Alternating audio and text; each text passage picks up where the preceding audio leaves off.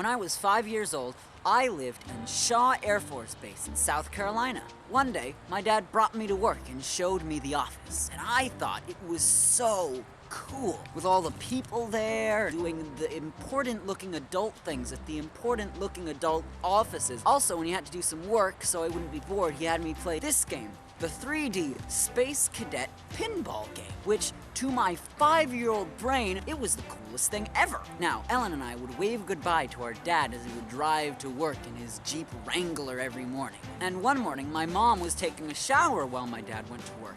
There Ellen and I were, standing there, a 5-year-old and a 4-year-old in our footy pajamas. And I got a bright idea. After he pulled out of sight, I started walking down the same street my dad had just driven. 4-year-old Ellen grabbed me by the arm and said, "Where are you going?" To which I replied, "Nowhere, I'm just going to the boundary line."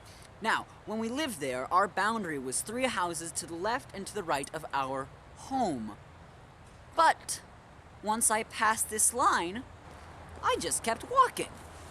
"Joseph, where are you going?" "I'm following Daddy to work." "But we can't go over the boundary line."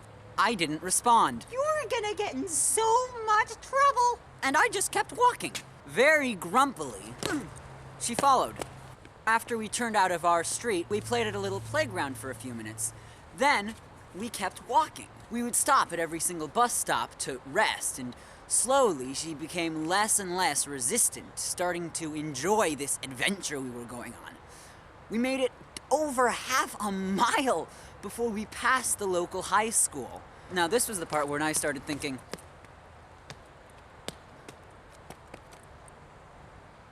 which way am I supposed to go here? But I was the big kid, the leader of our little duo, and the one who was getting Ellen into trouble in the first place, so I had to act like I knew where I was going. Now, Ellen was just about at the age, but not quite there, where she would start to see through my bluster and realize I had no idea where to go next. Luckily, my face was saved by an old lady calling over the police. I got lighter, man. Here, I'm kind of colorblind when it comes to her hair, apparently. What? Photobomb. Wait, it's reversed. This is from my YouTube channel. Oh, you got a YouTube channel? I'm trying to get a YouTube channel. Hey, what's up, you guys? I'm Ken. I'm new to the YouTube channel, you know. Look out for me, King Ken. I'm gonna be making my own YouTube channel soon, but for now, I'm gonna be working with a good friend here. Isn't he handsome? Look at him, man. Look at that face. Do you even know my name? Don't put that on there. Now it's definitely going on. Where was I? Oh, yeah. Footy pajamas. Ellen and I... It makes sense. See, 5-year-old me with curly blonde hair, and she, 4 years old, in the middle of nowhere, alone, with our pajamas that used to be footies, but because we were walking on the concrete with them, they didn't have the feet anymore. We're just standing there at this school. This old lady comes over to us and asks us where our parents were. I was trying to say, "Oh no, we know exactly where we're going. We are fine. My mom's in the shower and my dad's at work. We're fine." But the dumb old lady wouldn't let us go, and she called over the policeman that was directing the traffic to the school. Now, he came to us and asked where our parents were. Then he made us get in the police car.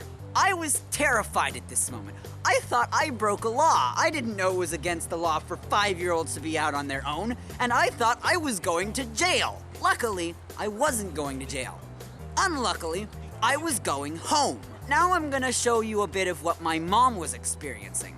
After stepping out of the shower, she expected to find her 2 kids in the toy room cleaning, because that's what we were supposed to be doing. But we weren't there. She went to our bedrooms. We weren't there. She went to the backyard. We weren't there. We were nowhere to be found. She was freaking out, calling everyone, and all of a sudden, she gets a knock on the door from a police officer. She opens it, and from the house, she can see in the car. We're trying to hide from the windows behind the door, and she can see the tops of our heads quivering in the cop car. Needless to say, I got in quite a bit of trouble, but not nearly as much as my parents did. So that's the story of how I ran away and was taken home in a police car at the age of 5. It's kind of agreed that I am being punished, but until one of you guys responds and tells me what my punishment should be, I'm not gonna do it.